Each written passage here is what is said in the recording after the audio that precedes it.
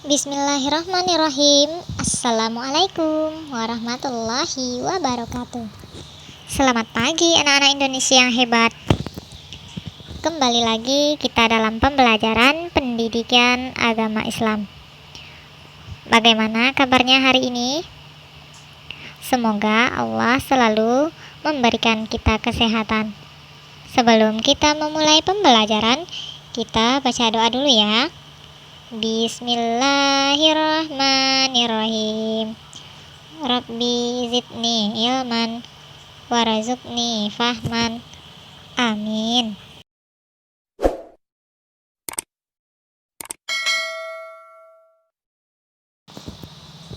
Coba kamu amati gambar berikut ini. Kira-kira apa yang dilakukan anak tersebut? Ya, benar sekali. Menolong teman yang sedang terjatuh. Menolong teman yang sedang terjatuh itu termasuk akhlak terpuji. Hari ini kita akan mempelajari senangnya berakhlak terpuji. Adapun tujuan dari pembelajaran kita adalah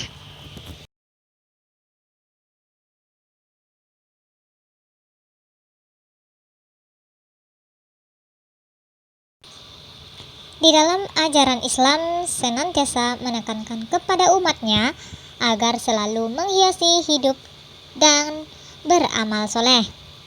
Rasulullah Shallallahu Alaihi Wasallam sebagai suri teladan bagi umat Islam telah memberikan contoh amalan baik yang dapat dilakukan dalam kehidupan sehari-hari. Sebagai anak yang soleh, kamu harus berusaha untuk selalu berbuat baik kepada siapa saja. Berbuat baik dapat dilakukan kapan saja dan di mana saja. Orang yang berbuat baik akan membawa kemaslahatan terhadap dirinya maupun orang lain yang ada di sekitarnya.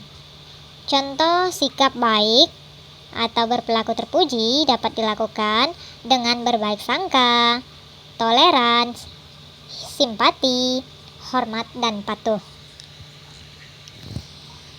Berbaik sangka sama artinya dengan husnuzon.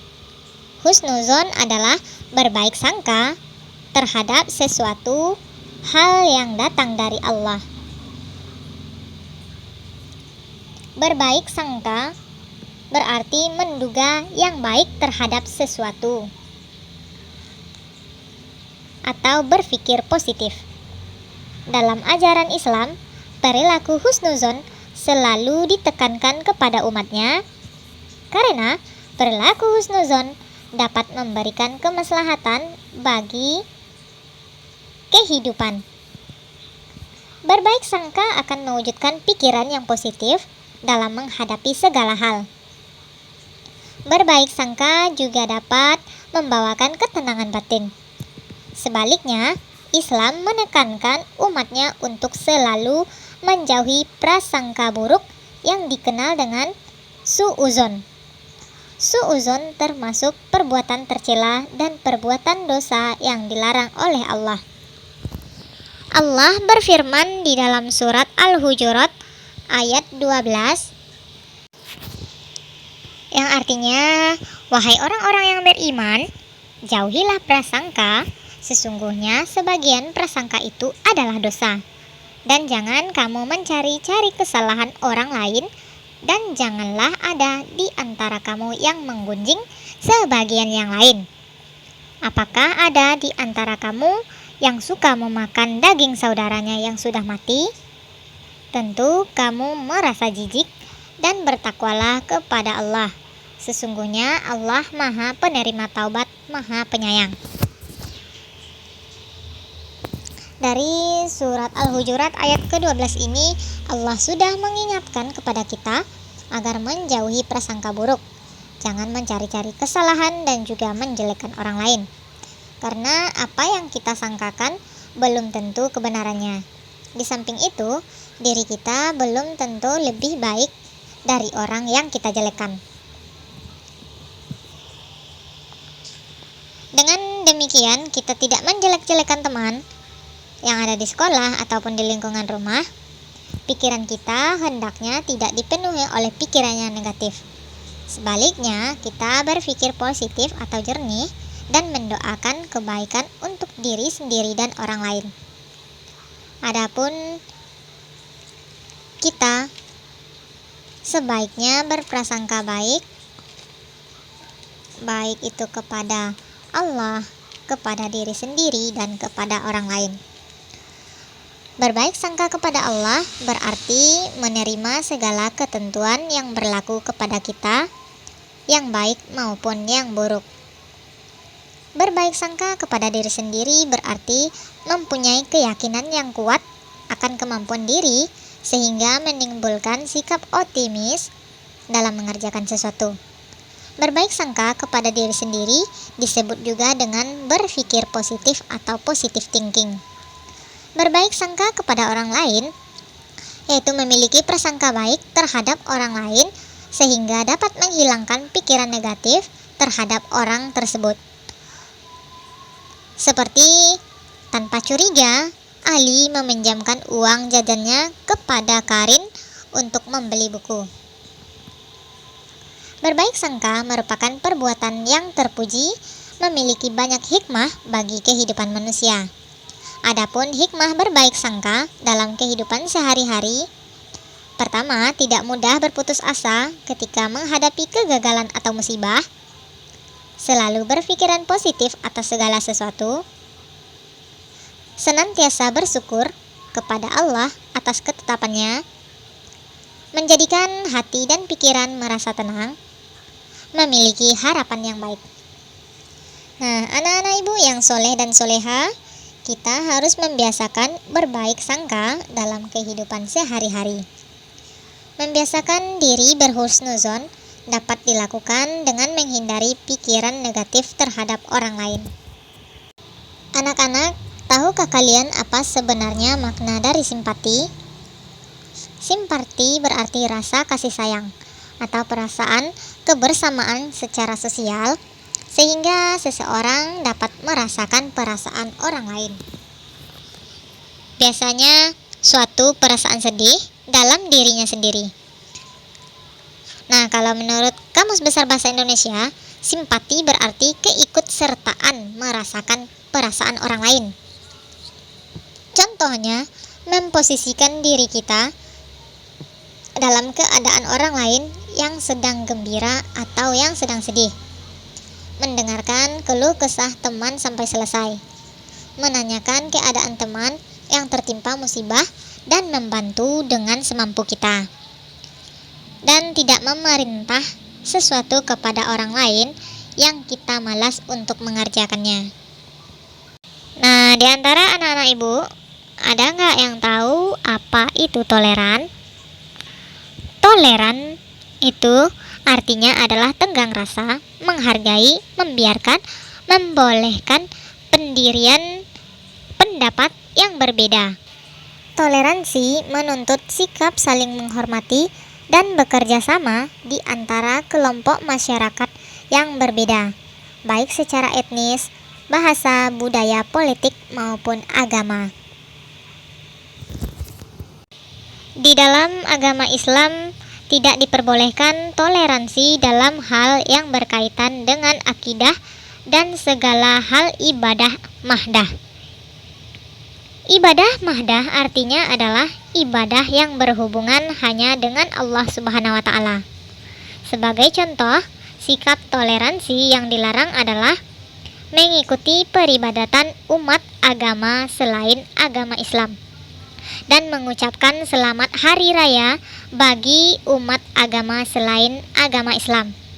Nah, sebagai orang Islam, kita tidak boleh mengucapkan selamat hari raya baik itu kepada agama Kristen, Hindu, Buddha, dan lain sebagainya. Karena itu menyangkut hal ibadah dan juga akidah kita sebagai umat Islam. Batasan toleransi yang diberikan kepada penganut agama selain agama Islam, kita cukup dengan tidak mengganggu mereka melakukan ibadah sesuai dengan keyakinan mereka. Contohnya, menghormati orang yang sedang beribadah sholat dengan tidak mengganggunya. Menghargai teman yang berbeda pendapat dengan kita. Tidak mengejek teman yang memiliki kelemahan fisik. Tidak berbuat keributan ketika guru sedang menjelaskan pelajaran. Tidak membunyikan musik yang keras sehingga mengganggu orang lain. Menghormati orang lain yang berbeda agama atau suku dengan tidak mengejeknya. Hidup rukun sangat dianjurkan oleh agama karena manusia diciptakan oleh Allah bersuku, berbangsa yang berbeda, yang menyebabkan budayanya pun berbeda. Namun kita diajarkan untuk saling rukun karena dalam pandangan Allah hanya orang yang bertakwa yang membedakan satu dengan yang lainnya. Rukun artinya baik dan damai, tidak bertengkar. Hidup rukun artinya hidup dengan damai, tidak bertengkar dengan orang lain. Nah, sikap rukun merupakan akhlak terpuji yang sangat dianjurkan di dalam ajaran agama Islam. Di dalam surat Al-Hujurat ayat yang ke-13, "Wahai manusia, sesungguhnya kami telah menciptakan kamu dari seorang laki-laki dan perempuan, kemudian kami jadikan kamu berbangsa dan bersuku agar saling mengenal. Sesungguhnya yang paling mulia di antara kamu di sisi Allah ialah orang yang paling bertakwa. Allah Maha Mengetahui, Maha Teliti." Nah, anak-anak ibu, ayat di atas menjelaskan atau memberitahukan kepada kita bahwa Allah menciptakan manusia itu berpasang-pasangan dan bersuku bangsa. Orang yang mulia di sisi Allah adalah orang yang paling bertakwa.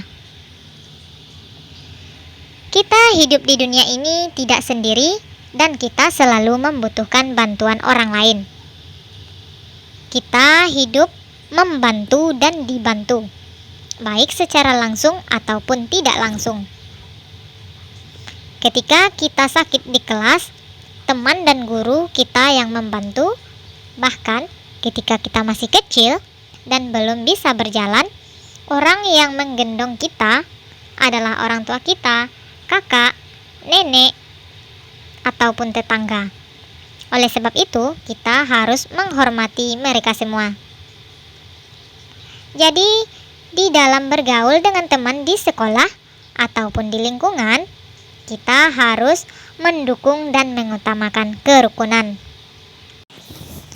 Adapun hal yang dapat kita lakukan untuk hidup rukun, yang pertama, menghargai orang lain yang ada di sekitar kita. Kedua, memperhitungkan baik dan buruknya ucapan maupun perbuatan yang akan kita lakukan. Menjaga bicara ketika berkomunikasi dengan orang lain agar tidak menyakiti perasaannya. Saling menolong dalam hal kebaikan dan takwa. Nah, anak-anakku, sudah sepatutnya kita memiliki rasa hormat, sayang, dan patuh kepada orang tua, guru, dan juga anggota keluarga kita. Hormat artinya adalah sikap menghargai, takzim, dan hikmat kepada seseorang. Sedangkan patuh artinya sikap menurut atau taat kepada perintah seseorang. Sikap patuh dan hormat seorang anak dapat diterapkan kepada orang tua kita, merupakan orang yang memiliki peranan besar dalam kehidupan kita. Betapa besarnya jasa orang tua sampai besar pun kita tidak dapat membalasnya. Rasanya masih belum bisa kita membalas jasa mereka walau dengan apapun, bahkan jika kita menggendongnya mengelilingi Ka'bah sekalipun, kita belum dapat membayar jasa mereka. Bersikap hormat dan patuh kepada orang tua hukumnya adalah wajib. Sikap berbakti kepada orang tua disebut juga dengan birrul walidain. Perintah untuk berbakti kepada orang tua disebutkan di dalam Al-Quran surat An-Nisa ayat yang ke-36, yang artinya Dan sembahlah Allah, jangan mempersekutukannya dengan apapun, dan berbuat baiklah kepada orang tua, karib kerabat, anak yatim, orang miskin, tetangga dekat, dan tetangga jauh, teman sejawat, ibnu sabil, dan hamba sahaya yang kamu miliki. Sesungguhnya Allah tidak menyukai orang yang sombong dan membanggakan diri. Sudah kewajiban kita untuk berbuat baik kepada kedua orang tua. Tidak hanya berlaku seumur hidup. Ketika kedua orang tua kita telah meninggal dunia, kita pun tetap dituntut untuk menunjukkan bakti kita kepada mereka. Bagaimana caranya? Yaitu dengan selalu mendoakan mereka, melaksanakan wasiat mereka, menyambung silaturahmi dengan sahabat dan kenalan mereka, serta menjunjung tinggi nama baik mereka. Adapun lawan dari berbakti adalah durhaka. Anak-anak durhaka inilah yang dibenci oleh Allah dan juga Rasul. Hal ini akan menjadikan penyebab tergelincirnya mereka ke dalam neraka. Wujud hormat dan patuh kepada orang tua ketika masih hidup di dunia maupun setelah mereka tiada dapat dilakukan dengan cara bersikap sopan dan hormat kepada keduanya, berkata halus, lemah lembut, dan mulia kepada mereka, tidak mengatakan ah, cis, dan is. Meminta izin dan mencium tangan kedua orang tua ketika akan keluar rumah, serta mematuhi perintah orang tua selagi tidak melanggar syariat Islam. Ilmu memiliki kedudukan yang tinggi di dalam Islam. Begitu juga dengan orang yang mengajarkan dan juga menebarkan ilmu. Islam memberikan kehormatan dan kemuliaan kepada guru dan ulama. Guru adalah orang yang mengajarkan ilmu pengetahuan dan mendidik sehingga menjadi orang yang berguna. Guru merupakan pengganti orang tua saat kita berada di sekolah. Sebagai seorang murid atau sebagai seorang siswa, kita mempunyai kewajiban untuk senantiasa patuh kepada guru. Ilmu tidak akan dapat diperoleh secara sempurna kecuali dengan diiringi sifat tawadu murid terhadap gurunya. Keridhaan guru terhadap murid akan membantu proses penyerapan ilmu. Tawaduk murid terhadap guru merupakan cerminan ketinggian sifat mulia sang murid. Adapun sikap hormat dan patuh kepada orang tua yang ada di sekolah, yaitu guru, dengan cara apabila kita bertemu mengucapkan salam dan mencium tangan guru. Apabila diajak bicara kita memperhatikannya. Tugas yang diberikan guru dikerjakan tepat waktu. Selalu belajar tidak bercanda di dalam kelas, mendengarkan penjelasan guru, tidak menyakiti hati guru dengan perbuatan maupun ucapan, menghormati keluarga guru, dan tidak duduk di atas kursi guru. Sikap hormat dan patuh tidak hanya diterapkan kepada orang tua dan guru saja, akan tetapi juga kepada anggota keluarga yang lain. Misalnya kepada kakek, nenek, ataupun yang lainnya. Sikap hormat dan patuh kepada keluarga dapat diwujudkan dengan bersikap sopan santun kepada yang lebih tua, berbicara halus dan tidak berbuat semena-mena kepada anggota keluarga yang lebih muda. Jika bertemu saudara atau sanak famili yang lebih tua, baik itu kakek, nenek, paman, bibi, kakak, hendaknya memberi salam dan mencium tangan mereka. Mematuhi setiap nasihat kebaikan dari anggota keluarga yang lebih tua. Tidak menghidupkan radio atau televisi keras-keras di saat ada anggota keluarga, baik itu adik, kakak, kakek, atau nenek yang sedang sakit.